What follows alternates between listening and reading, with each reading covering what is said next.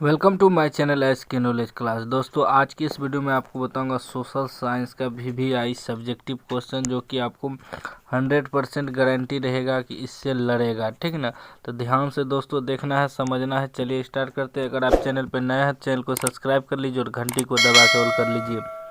पहला क्वेश्चन है इंक्विजिशन से आप क्या समझते हैं? तो इसका उत्तर है इंक्विजिशन एक विशेष धार्मिक अदालत थी जो मुख्यतः नास्तिकों के दमन हेतु कैथोलिक चर्च के आदेशों को लागू करने का काम करती थी। चलिए दोस्तों नेक्स्ट देख लेते हैं।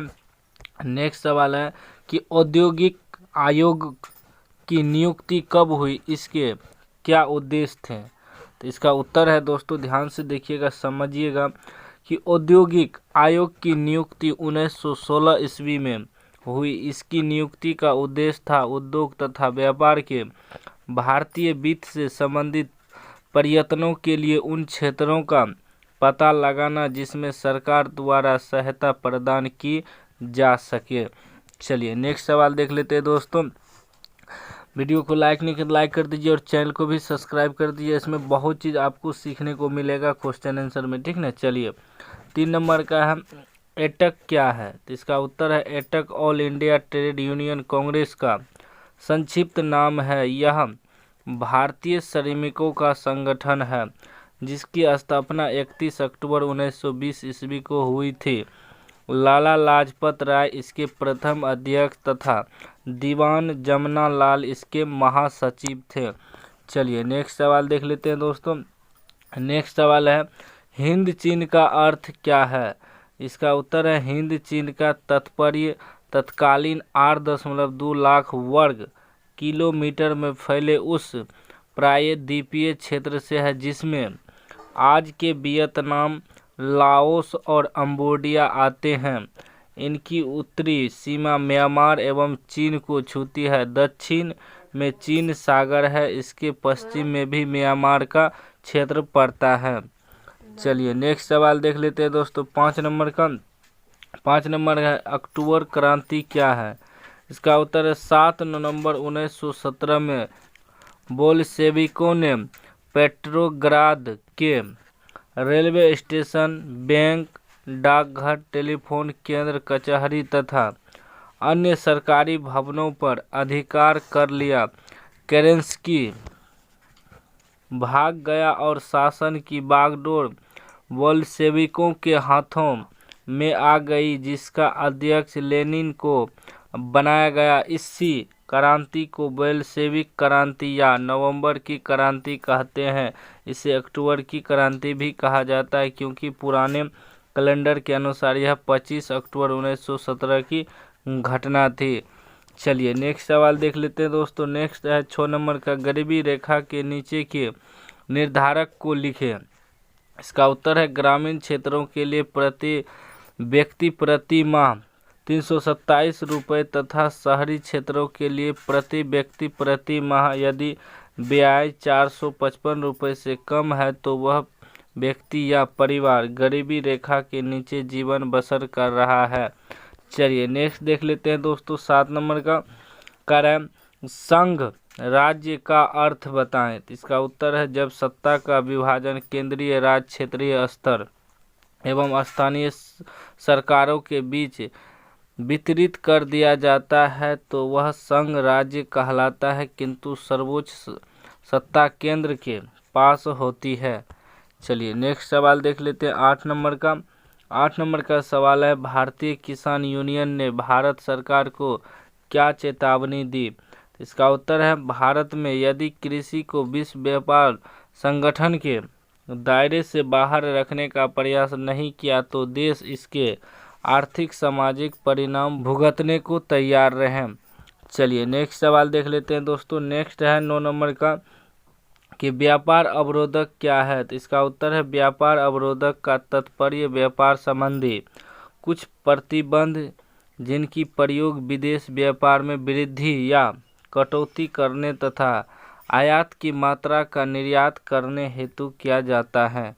चलिए नेक्स्ट देख लेते हैं। 10 नंबर का विस्कोमान क्या है?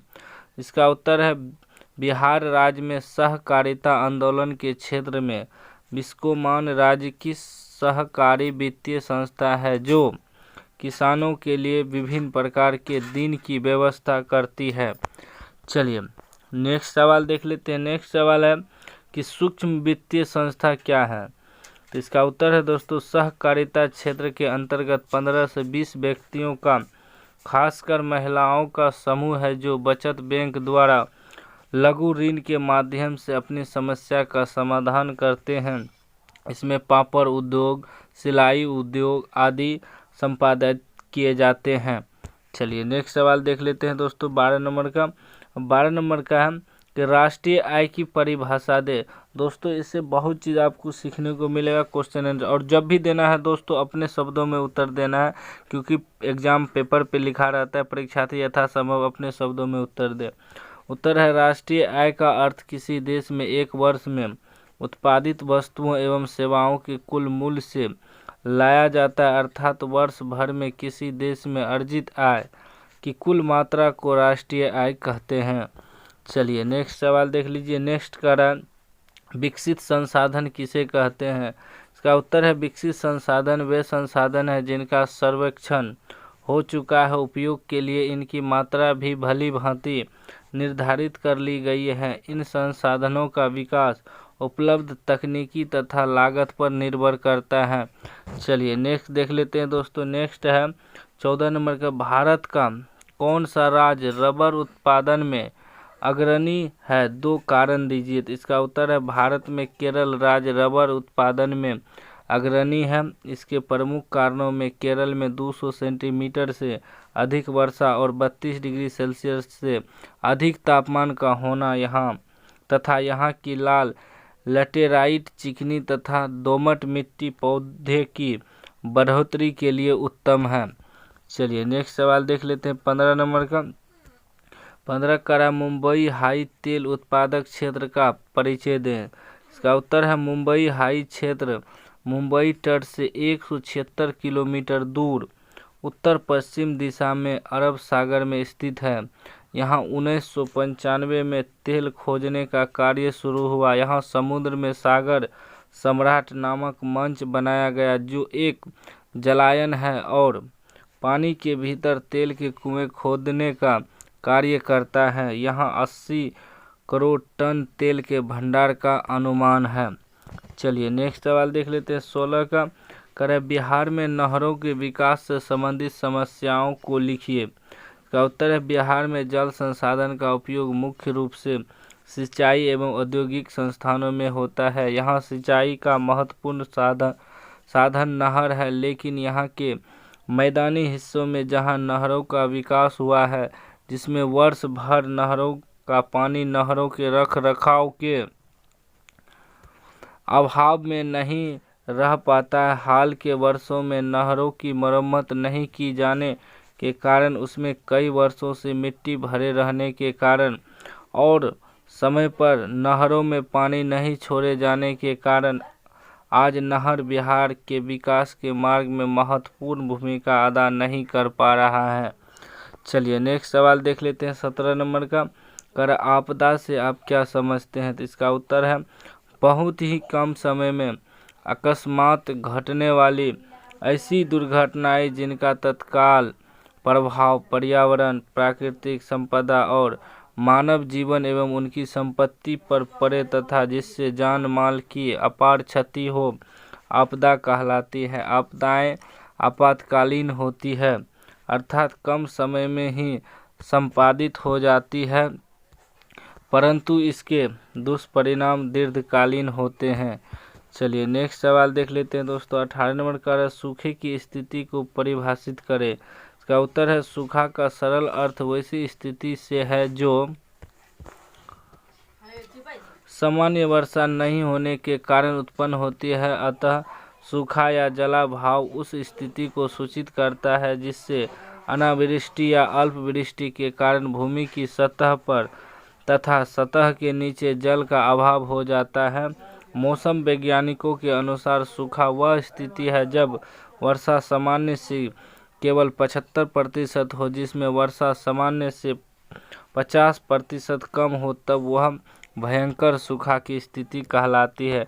चलिए नेक्स्ट सवाल देख लीजिए। 19 नंबर का है भूकंप के केंद्र एवं अधिक केंद्र के बीच अंतर स्पष्ट कीजिए। इसका उत्तर है भूकंप का वह भाग जहां चट्टान टूटने की प्रक्रिया आरंभ होती है भूकंप का केंद्र कहलाता है। भूकंप केंद्र ही भूकंप का उत्पत्ति स्थान है। भूकंप केंद्र से धरती पर अनुलंब भूकंप अधिक केंद्र कहलाता है। भूकंपीय तरंगों का पहला झटका अधिक केंद्र पर ही लगता है। अधिक केंद्र जैसे जैसे दूरी बढ़ती जाती है वैसे वैसे भूकंप का प्रभाव घटता जाता है। तो दोस्तों आज की वीडियो में बस इतना ही। अभी तक चैनल को सब्सक्राइब नहीं किया सब्सक्राइब कर लीजिए और घंटी को दबा कर ऑल कर लीजिए।